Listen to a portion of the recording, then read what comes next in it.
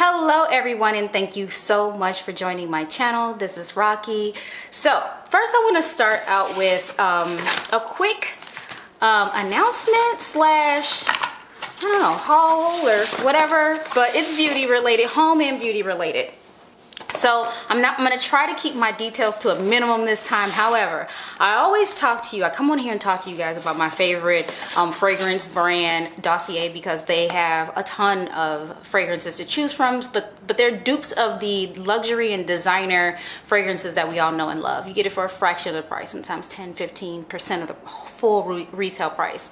And the more you buy, the bigger discount you get. And because we know each other, you can get an additional 10% off using my code Rocky10. But that's not why we're on here. I just wanted to give you the backdrop. So Dossier, as you know, dupe the fragrances, but now they started to dabble in the candle space. They had candles before. They started, I want to say maybe it was more of a test, but they came out with candles and they duped a few candles of some of the most, probably popular fragrances that they have. Le Labo Rose 31 was one of them. Sauvage was another. Dior Sauvage was another one. But they had so many of them. And I've dabbled and tried in a few of the original candles. And they took them away. And everyone was like, what happened to the candles? I even got comments from you guys like, you mentioned they had candles, but I went to the site and they didn't have candles. Where are the candles? And I thought the same thing. So they had on the website that they would be back soon, better than ever. And when I tell you they came back better than ever, they are back. So I got one of their candles. Inside it says love at first match, and as usual they have an information card that comes with it that lets you know what fragrance it is a dupe for and what notes are in here. And this one is called Floral Marshmallow, but it's a dupe of by Kilian's Love Don't Be Shy EDP. So this is the candle. It comes in this beautiful, substantial glass container, and then it's covered with this little mesh to keep it protected and not break in shipping. It's a double wick candle, and I'm probably gonna have to do a cutaway because it's kind of hard to see with the bright lights here, but it's a double wick candle. And when I tell you this thing smells gorgeous, it smells amazing. Oh, but I know you're like, well, how is it different from the candles before? And I happen to have one of the candles, so let me go get it. So this used to be the candles, and they came in this sort of opaque glass. This one came originally in a 5-ounce candle in an opaque glass, very similar aesthetic. And they smelled just fine, but when they went back to the lab, they went back to the lab. Whoa, this one is a 14-ounce candle, and again, like I said, double wick with the more classy clear glass container. I love the revamp of the candles. So if you're looking for really nice candles, and again, they are a fraction of the price of what you would pay for the designer ones, I would recommend going to Dossier, and again, use my code Rocky10 for an additional 10% off. Don't miss out. And then, of course, as usual, I dabble in the fragrances each time I place an order. I love to just test and have a good play with the fragrances. This time around, I did get a little frisky and risky. I decided to do the dupe of the Maison Margiela Replica Jazz Club EDT, and I sniffed this one, and again, looking at the notes is not really my thing, but when it says that this smells like a jazz club, it is spot on. Some of the notes in here are rum and tobacco leaves and blonde woods. I'm just thinking about it. When I spray this and smell it, I smell every bit of what a jazz club would smell like the leathers of like the furniture, the wood of the floors, the rum from the alcohol that's being served. I mean, I smell it all. And actually, there's a bit of lemon in the top note, and it also smells like the pledge that they would probably use to wipe down the bar and all of it. Literally, every note, every little bit of smoky in here too, if smoke was allowed in the clubs now, like every note that you would imagine for a jazz club is in here. And I have not smelled the original, but I heard that Maison Margiela does a really good job of capturing the essence of what they describe in a bottle. So sometimes they have walk on the beach, or, you know, like I said, jazz club, or whatever the case may be, and they have a really good way of capturing that in a bottle. I think Dossier hit it spot on, because I smell all of those notes, and I would imagine that the Maison Margiela one is just the same. Next one that I decided to get was the dupe for Tom Ford's Lost Cherry. And the reason why I decided to get this one, again, it's gourmand. It's not something that I would normally get, but the reason why I decided to get this one is because every fragrance influencer talks about Tom Ford Lost Cherry. And then most recently, they came out with flanker fragrances called Electric Cherry and Cherry Smoke. And so I was like, okay, before I dabble into these flankers, let me see what the original smells like. And this is a great way to do that at a fraction of the price. But let me see if I like this. I haven't tried it on the skin, but I'm getting all kinds of cherry and almond oil. Oh, let me see what's in here. Oh, top notes, cherry and almond. You got cinnamon, you got cloves, rose, jasmine, plum, and then in the base you got Peru balsam, tonka bean, and vanilla. Smell all of that. Very gourmand though. Gourmand is not really my thing, but I think I'm gonna try this tomorrow when I go to the gym. I don't know why I picked the gym, but I'm gonna try it and see if I like this, because I really don't like the things that smell like something that I would eat.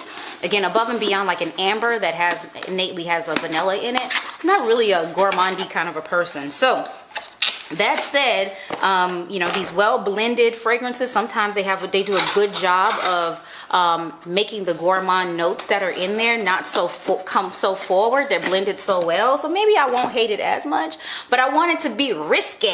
And so I tried something different this time around. I do have, I'm staying on the front of fragrances. I did try a couple of new fragrances that I've been looking at for years now.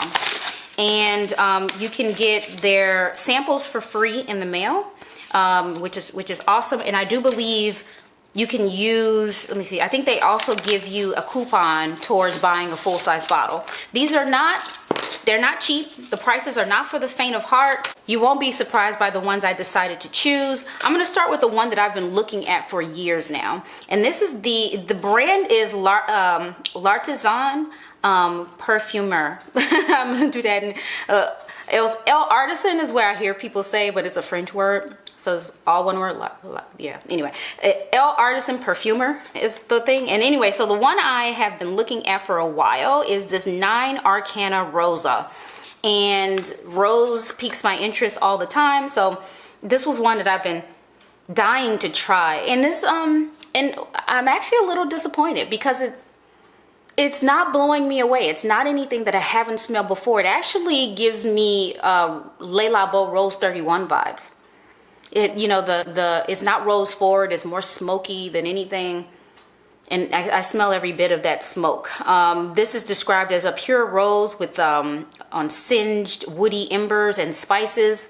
I definitely smell all of that, but I'm not down with the smoky, too down with the smoky smell. And so anyway, that said, for the price that this is, and I'll let you go ahead and do your own research. I'll link everything down below, of course, but for the price of these, I'm not sure that I want to, you know, smell like something else. I want it to be very unique. I want it to move me. I want all of that. So I'm not going to get a full bottle of this one, but this is the one that, you know, got me interested. It just looked so, I don't know. It just, the notes that I read about it just made me feel like I wanted it. So this next one is called Memoir de Roses. And this one's an EDP. And it says, an ode to the queen of flowers, a joyful fresh rose with a hint of mandarin. And I sprayed it on this card, and I like it, but it's not unique. It gives me vibes of Erin Rose de Grasse. And I love my Erin Rose de Grasse, but why would I buy another bottle of it? So unfortunately, these are not unique enough for me to make the investment to get another one. I'm going to use these. I'm going to use them, but they don't move me. They don't make me feel anything. I don't feel like this is something I've never smelled before, all of the things. But if you're interested in trying a whole new sort of niche fragrance brand, I will link it down below so you can try it for yourself. The next thing is what inspired me to actually do a video today. I was on teetering on not filming at all, but the gorgeous sunshine and this piece here made me want to do the video. So I found this dress on Mercari or Poshmark, one or the other. I can never remember which is which. But I got this in the mail just recently, and I was smitten with the picture, and now I am smitten with the dress. I will have to do cutaways to show you what it looks like because it is white, and the sunshine never lets us be great when I'm trying to show you white items on here. But this dress has everything. It is, first of all, it has like these faux leather straps that are, for me, they're nude, so, which is gorgeous. It has just enough of a V on here. I love it.